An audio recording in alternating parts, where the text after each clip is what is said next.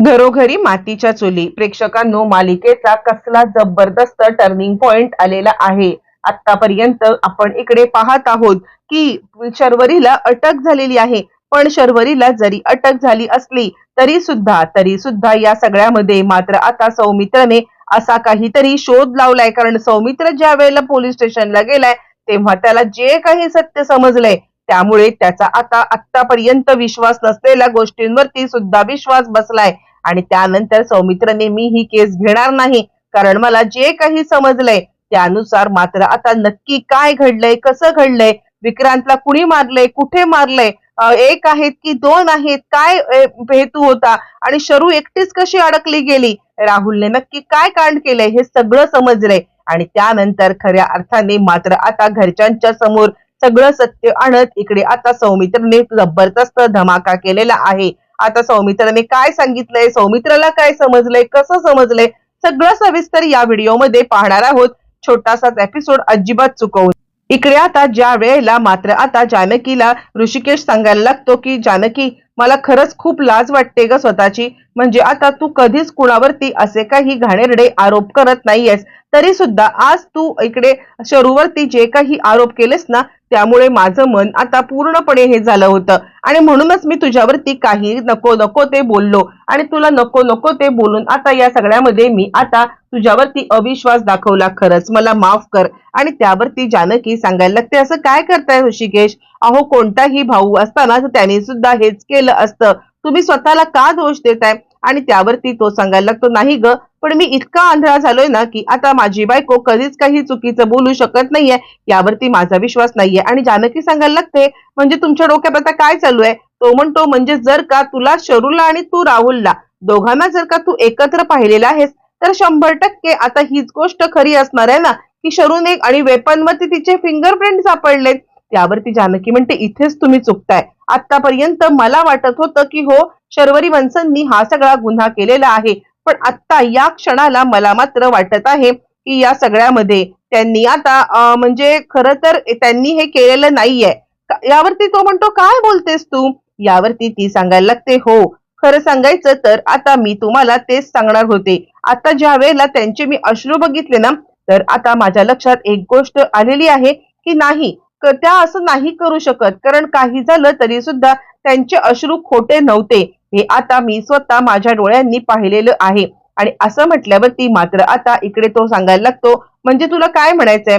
यावरती ती सांगते, म्हणजे त्यांना कुणीतरी याच्यामध्ये अडकवलंय. यावरती तो म्हणतो, इतक्या ठामपणे कसं काय तू बोलू शकतेस? जानकी सांगते, कारण माझा स्वतःवरती विश्वास आहे.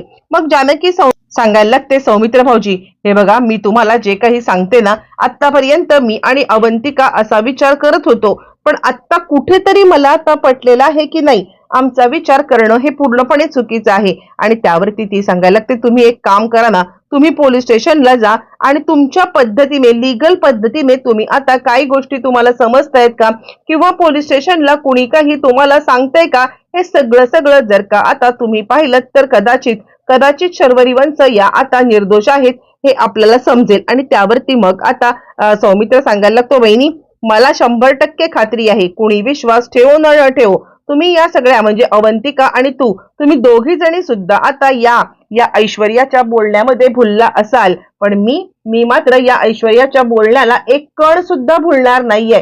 कारण या ऐश्वर्याने आतापर्यंत आपल्या घरामध्ये किती आणि कशी भांडणं लावलेली आहेत हे काही तुला माहित नाहीये का? मी तुला वेगळं काही सांगण्याची खरंच गरज होती का? यावरती ती सांगायला लागते, एकदा तुम्ही पोलीस स्टेशनला जा. असं म्हटल्यावरती मात्र आता इकडे सौमित्र पोलीस स्टेशनला आलेला आहे. आणि त्यानंतर सौमित्र ज्या वेळेला पोलीस स्टेशनला येतो आणि पोलिसांना मात्र आता सगळ्या गोष्टी विचारायला लागतो. ज्या वेळेला डिटेलमध्ये सगळ्या गोष्टी तो आता पोलिसांना विचारतोय, आणि त्यावेळेला पोलीस सांगतात, हे बघा, म्हणजे आता तुम्हाला एक गोष्ट सांगू का, आता एकच फक्त पुरावा नाहीये, तर आमच्याकडे दुसरा सुद्धा पुरावा आहे. आणि त्यावरती जानकी म्हणते, पुरावा? कसला पुरावा? म्हणजे ज्याप्रमाणे मात्र आता इकडे ऐश्वर्या आणि सारंग भाऊजी हे दोघही निर्दोष आहेत हे सिद्ध झाले, तसाच काहीतरी तुम्हाला पुरावा सापडलाय का? शर्वरी वंश पण निर्दोष आहेत ना?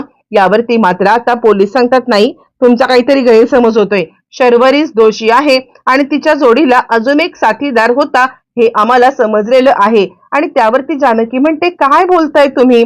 आणि त्यावरती मात्र आता तो सांगायला लागतो, हो, मी जे काही इन्स्पेक्टर साहेब सांगायला लागतात, आम्ही जे काही बोलतोय ना ते आता कोणत्याही नुसता संशयावरती नाही, तर आम्हाला पुरावा सापडलेला आहे. आणि त्यावरती आता इकडे सौमित्र म्हणतो, इन्स्पेक्टर साहेब, कसला पुरावा? काय पुरावा? तुम्ही आम्हाला नीट सांगाल का? यावरती इन्स्पेक्टर साहेब सांगायला लागतात, मुळातच म्हणजे पोस्टमॉर्टमला बॉडी दिल्यावरती एक्झॅक्ट म्हणजे 15 दिवस तरी होऊन गेलेले आहेत. म्हणजे 12 ते 15 अशा दिवसामध्ये त्या पूर्वजांचा मृत्यू झालेला आहे. पण ज्या वेळेला मात्र आता हे पोस्टमॉर्टम म्हणून समजलं, पण एक्झॅक्ट आम्हाला कधीपासून ते गायब झाले हे समजायचं असेल, तर हल्लीच्या जगामध्ये फक्त आणि फक्त माणसाचा मोबाईल हा त्याचा आरसा असतो. आणि तोच मोबाईल आम्ही ट्रॅक केलेला आहे. ज्या वेळेला तो मोबाईल ट्रॅक केला आणि त्यावेळेला त्या मोबाईलच्या सोबत आता अजून 2 मोबाईल आम्हाला त्याच सोबत शेवटच्या क्षणाला सापडले. म्हणजे ज्या वेळेला विक्रांतचा मोबाईल मात्र आता बंद झाला किंवा आता स्विच ऑफ करण्यात आला आणि त्याच वेळेला तिथे स्विच ऑफ केलेल्या ठिकाणी आम्हाला दुसरे 2 मोबाईल सापडले. म्हणजे ऍक्टिव्ह असलेले दुसरे 2 मोबाईल नंबर सापडले. त्यावरती मग आता सौमित्र सांगायला लागतो, कोणते नंबर होते ते? आणि त्यावरती इन्स्पेक्टर साहेब सांगायला लागतात, ते त्यातला एक नंबर शर्वरीचा होता आणि दुसरा नंबर कोणीतरी राहुल या नावाने आहे. असं म्हटल्यावरती मात्र आता जानकी सांगायला लागते, राहुल? राहुल म्हणजे शर्वरीताईंचा मित्र. यावरती ते म्हणतात, हो, आम्ही सगळी चौकशी केलेली आहे, आम्हाला समजलेलं आहे राहुल हा त्यांचा मित्र आहे. इतकंच नाहीये, तर आता या दोघांनी मिळून हे केलेलं आहे. आणि त्यावरती जानकी म्हणते, नाही नाही, म्हणजे मला असं वाटतंय की आमच्या शर्वरी वंश असं काही करतील असं मला अजिबात वाटत नाहीये. त्यांनी काही नाही केलं, त्यांना अडकवण्याचा प्रयत्न करण्यात आलाय. आणि त्यावरती इन्स्पेक्टर साहेब म्हणतात, आमची टीम त्या राहुलला पकडायला गेले.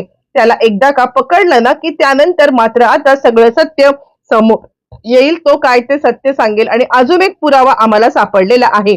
आणि ते हवालदाराला बोलवतात आणि आता पुरावे आणण्यासाठी गेलेला आहे. ज्या वेळेला हवालदार पुरावे आणण्यासाठी गेलेला आहे आणि त्यावेळेला आता हे 3 जण जेव्हा तो पुरावा बघतात तेव्हा तिघांच्या सुद्धा आता पायाखालची जमीन हादरते. कारण हा पुरावा दुसरा तिसरा कसलाही नसून हा पुरावा मात्र आता आहे तो म्हणजे इकडे सीसीटीव्ही कॅमेरामध्ये फुटेज चेक झालेला आहे. कारण विक्रांत, राहुल आणि शर्वरी हे 3 जण ज्या दिवशी मात्र आता खून झालाय त्याच्या आदल्या दिवशी हे 3 जण मात्र आता एका कार मध्ये ते पास होताना सापडलेले आहेत. आणि यावरती मात्र आता इकडे सांगायला लागतो तो म्हणजे स्वतः सौमित्र की इन्स्पेक्टर साहेब, पण हा पुरावा होऊ शकत नाहीये ना, ते 3 जण चालले असतील कुठेतरी. यावरती इन्स्पेक्टर साहेब म्हणतात, हो, हा पुरावा होऊ शकत नाहीये, पण ज्या वेळेला एखाद्या व्यक्तीचा खून होतो ना त्यावेळेला त्याच्यासोबत असलेली शेवटची व्यक्ती किंवा त्याचा कॉल झालेली शेवटची व्यक्ती किंवा त्याच्या आता मोबाईल स्विच ऑफ होण्याच्या वेळेला त्याच्या आजूबाजूला ऍक्टिव्ह असलेल्या व्यक्तीचे मोबाईल या व्यक्ती सस्पेक्ट लिस्ट मध्ये येतात. आणि त्याच्यातच मात्र आता अजून एक गोष्ट घडले आणि ते म्हणजे शर्वरीच्या विरोधात सापडलेला तो पुरावा. हा पुरावा या इतक्यासाठी पुरेसा आहे. तुम्हाला समजत नाहीये की आता तुमच्या बहिणीने खरंच तिच्या नवऱ्याचा खून केलाय. आणि दुसरी अजून एक महत्वाची गोष्ट ती म्हणजे आता इकडे यांचे दोघांचे म्हणजे राहुल आणि आता शर्वरी यांचे प्रेमसंबंध असल्याची मात्र आता म्हणजे पूर्णपणे आता आम्हाला हे मिळालेले आहे. त्यांचं फोन कॉल, त्यांचे आता फोन कॉलवरती तासनतास असलेलं बोलणं. आणि यावरती जानकी सांगते, नाही नाही, पण तरी सुद्धा आमच्या वंश त्याच्या नवऱ्याला मारणार नाही. यावरती ते म्हणतात, एकदा का सापडला ना राहुल की त्यानंतर मात्र आता राहुलला घेऊन आम्ही येतो घरी आणि त्यानंतर मग आता काय खरं, तुमचं खरं की आमचं खरं, हे सगळं आपण आता शोधून काढूया. असं म्हणत मात्र आता ते जानकीला घरी जायला सांगतात. घरी इकडे जानकी काहीच बोलत नाहीये आणि त्यावरती सुमित्रा तिला सतत विचारते, काय झालं जानकी, बोल ना, तू काहीच बोलत नाहीयेस, काय झालं? शरूला आता सोडणार आहेत ना ते. आणि यावरती जानकी सांगायला लागते, आई तुम्ही एक काम करा बरं, तुम्ही आत्ताच्या आत्ता हे खाऊन घ्या. असं म्हटल्यावरती मात्र आता ती सांगते, नाही, तू आधी मला सांग शरूच्या बाबतीत काय झालंय, कसं झालंय. आणि त्यावरती मात्र आता ती काही बोलणार तितक्यात तिकडे आलेला आहे तो म्हणजे सौमित्र सांगतो, मी आता ही केस लढू शकत नाहीये. आणि त्यावरती घरच्या सगळ्यांनाच मात्र आता कळतच नाहीये की काय झालं, कसं झालं, कशाबद्दल बोलतोयस तू. आणि त्यावरती तो म्हणतो, दादा, ही केस लढणं माझ्या हातात नाहीये, राहुल सापडलाय. राहुलने त्याचा गुन्हा कबूल केला इतकंच नाहीये, तर राहुलने आपल्या गुन्ह्यामध्ये आता शरुताई सामील असल्याचं सांगितलंय. यावरती मात्र आता इकडे ऐश्वर्या सांगते, मी सांगत होते ना की आता हेच सगळं खरं आहे, पण तुम्हाला कुणालाही माझ्यावरती विश्वास मात्र नव्हता.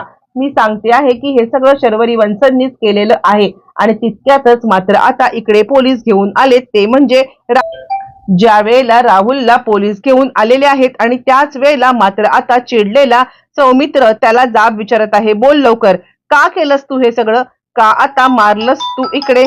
आणि त्याच वेळेला मात्र आता राहुल सांगतो, हो शर्वरीने मारलंय. यावरती मात्र आता कुणाचाच विश्वास बसत नाहीये. शरुताई असं काही करू शकणार नाहीये, पण राहुल जी काही स्टोरी सांगतो की आता आमचं प्रेम होतं आणि त्याचमुळे शरूने चिडून त्याच्यावरती वार केला, मी तिला थांबवत होतो आणि आम्ही सगळा ब्लेम शरूवरती टाकलाय. आता या सगळ्यामध्ये शरूला मोठी शिक्षा आणि राहुल साथीदार म्हणून कमी शिक्षा होणार, पण जानकीला संशय आहे की नाही असं काहीही घडलेलं नाहीये. जानकी सत्य कसं शोधणार, काय शोधणार. आता सगळं घर विरुद्ध जानकी झाले, कारण आता सौमित्रचा पण विश्वास बसलाय की हे सगळं शरूनेच केलंय. ऋषिकेशचा पण बसलाय. ऐश्वर्या आधीपासून बोलते आणि जानकी मात्र याच्यावरती विश्वास ठेवायला तयार नाही. जानकी कसं आता हे सिद्ध करणार येणाऱ्या भागात सगळं